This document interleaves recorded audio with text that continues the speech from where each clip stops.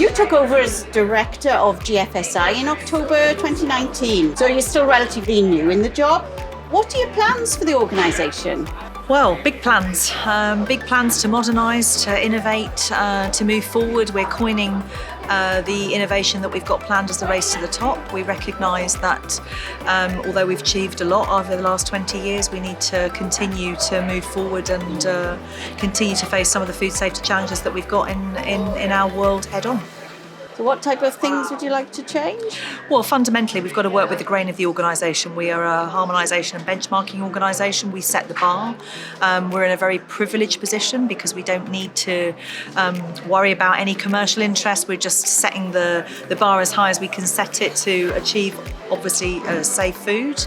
And on that basis, we need to continue to raise the bar as we see issues emerging that are not currently covered by existing benchmarking arrangements, and then work with our stakeholder community to ensure that they're able to deliver for us on the ground in terms of the certification and delivery of the audits. GFSI has just unveiled version 2020 of its benchmarking requirements. It represents a major overhaul, which you called a revolution earlier. Why was such a major revision necessary? Well, I think because the world is changing so quickly, isn't it? I mean, and it's about emerging issues, things that we need to not just respond to and react to that are, in our line of sight now, but also thinking about things that are coming down the track. So we're thinking very much about what inputs we need to help us assess what food safety risks, hazards, emerging risks are going to be coming that we need to be thinking about, and how they would manifest them in themselves in a benchmarking requirement that might be higher than the existing one. I mean, the process is incredibly thorough and very robust. It takes multiple stakeholders to come together to create those requirements, and then obviously has a knock-on effect to the CPOs and the CBs that are operating under our brand. Can you explain what are the differences between earlier versions of your benchmarking requirements and version 2020? So the direct comparison between the last version and version 2020, so 7.2 and now version 2020, are things like food safety culture as a requirement, and certainly food fraud. There's a big uplift in thinking in terms of food fraud. So those two things are the standout features, I would say. Will there be a transition period? Oh, absolutely. There's always a transition period. So the idea that we would move today at the press of a button from one set of requirements to another, of course, doesn't work that way. So there's a transition period into 2021.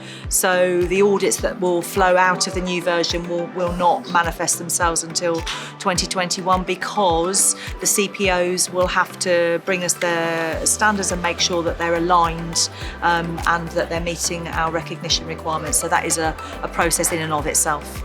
What further changes do you think could come in a future update, and when will that be? That is a really good question, and a lot of people are curious to know that. So the idea that we would just continually, perennially move to upgrade the benchmarking requirements is not a given. So we would not move to raise the bar unless we had an evidence base to tell us that we needed to. So that would be some scientific evidence to say that there's something fundamental to food safety that we would need to include that wasn't currently there. So it's a kind of gap analysis, continual gap analysis, looking at things that may or may not be there and waiting for people to tell us things that they think we've missed. If nothing comes, then we won't just do another version for another version's sake. That would be ridiculous. So we're thinking about things based on our inputs, our scientific inputs, that we think may feature relatively soon, particularly around climate change and food safety risks linked to climate change. So thinking about what that's going to mean and what additional level of oversight we would need to consider that people had to adjust to that. Are you satisfied with the take-up of GFSI certification? Are there countries or regions where companies are reluctant to sign up? And what more could you do to get people on board? So again, that's an excellent question. So this isn't a numbers game. A lot of people think it is a numbers game. We would rather have less certificates, but that everyone could trust that they were confident and that the certificates were on the back of a great audit. So, but obviously, our ambition is that we increase the pool of certified sites, because that's obviously what we're here to do. I think in terms of businesses' awareness of GFSI certified programs and certification and what it can bring for them, there is still a job to do in us talking up the benefits, but we do rely very heavily on our stakeholders who engage much more closely directly with businesses than we do routinely to sell those benefits to businesses. Obviously, our board member companies all require GFSI certification as part of their requirements. So if you're servicing any of our board member companies, the demand is already there for a certificate, and that top-down approach has been very helpful, given a number of our board member companies are obviously the world's largest food and drink brands. So that helps.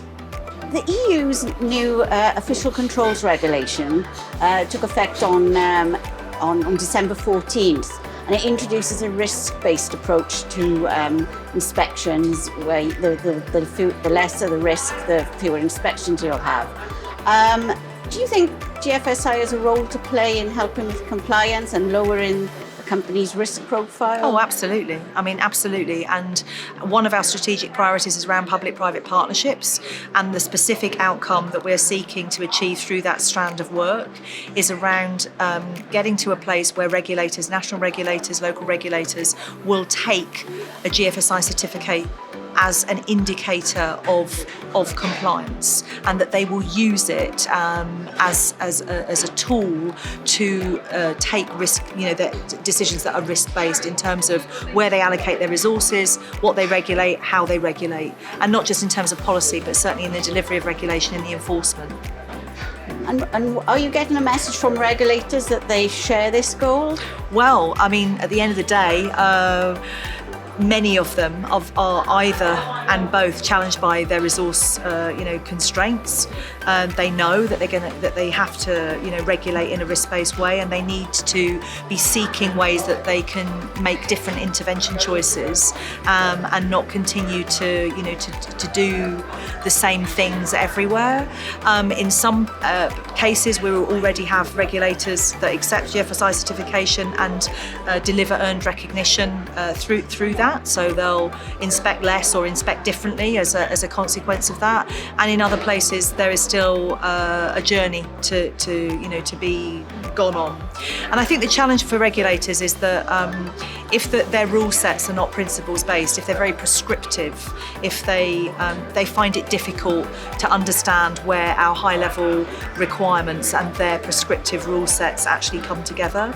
And I think we worked very effectively yesterday to take our regulators on a journey of understanding, how our world and their world can come together to be complementary. Because my background is regulation, I've always moved very strongly to say that GFSI certification is not a replacement for regulation. That's not what we would ever advocate.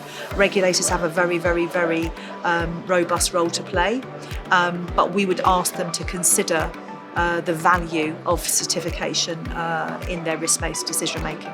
And which countries have already kind of taken on board and accepted, and which are more reluctant? Canada, to a greater or lesser extent, and certainly Australia and New Zealand have been very much on the front foot.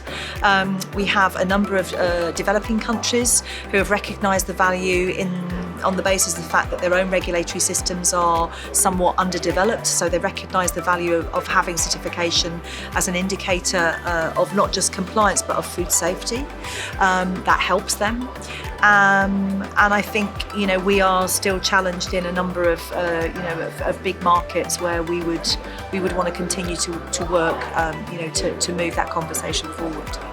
So yeah, it's an interesting feature about work, particularly for me, because obviously that is my background. That's what I've been doing for the past 7 or 8 years. Is leading global initiatives around getting regulators to understand the principles of better regulation and not being wedded to old ways of doing things.